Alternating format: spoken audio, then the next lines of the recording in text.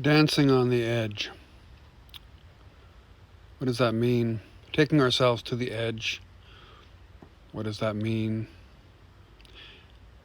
I'll be writing about some of that, particularly related to tango in today's Apprenticeship to Love chapter. And one of today's inspirations is one of the lessons posted by John Wineland from his experience this summer at Burning Man. Now, I can think of no more uncomfortable place for me than something like Burning Man. I'm definitely not a desert person. The dust, the dry would...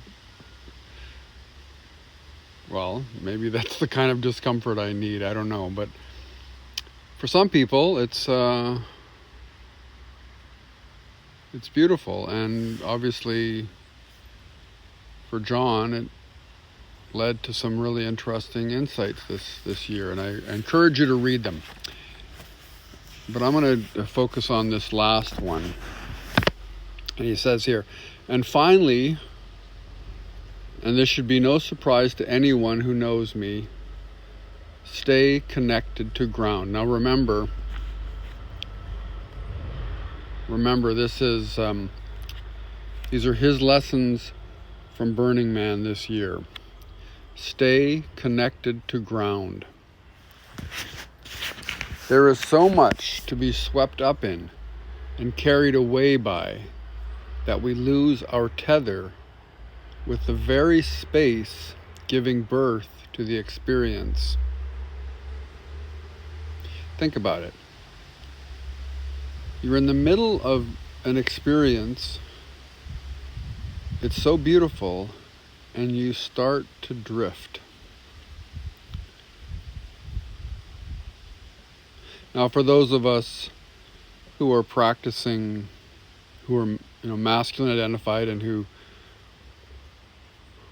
want to hold space for the feminine, whether that's in ourselves or in another person, losing our tether or losing our groundedness is the last thing we want to do.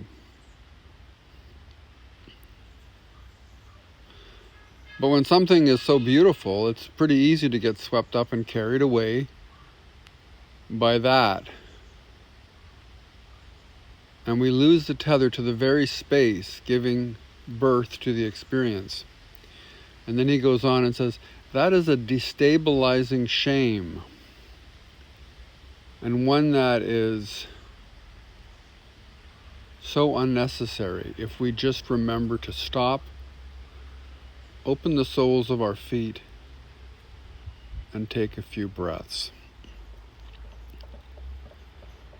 Now I'm going to quibble here about whether that's necessary or unnecessary.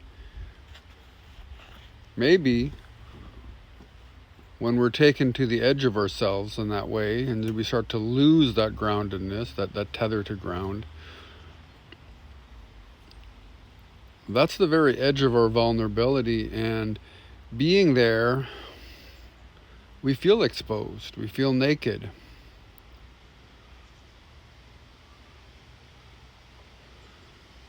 And maybe it's not wrong to feel shame, maybe it's wrong to stay in shame, but maybe it's a good thing to just feel ourselves so tender and naked and vulnerable that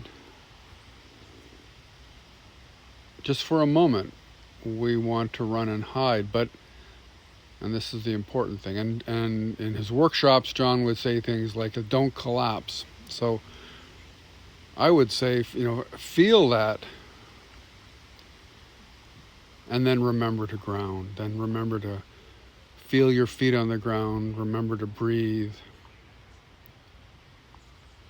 to hold the space for yourself, and remember that super tender moment when everything was broken open and you were so raw. To me, that's the place of wonder and awe. And maybe, you don't want to... Maybe shame isn't the right thing to feel, but maybe that's okay. Maybe we just feel that because we're so unprotected and it's very scary, and so we feel ashamed. And then grounding, our own feet on the ground, or being held.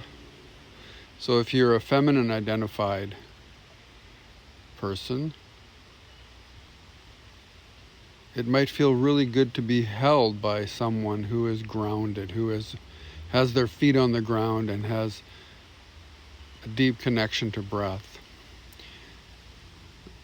And I think that's where I want to be. I want to be feeling that edge of, being ashamed in my nakedness, or being awed and overwhelmed just for the moment, and then remembering to breathe and taking all that in as beauty, and then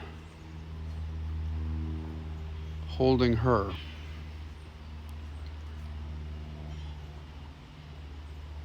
Being the safe ground that she can stand on as she becomes beautiful.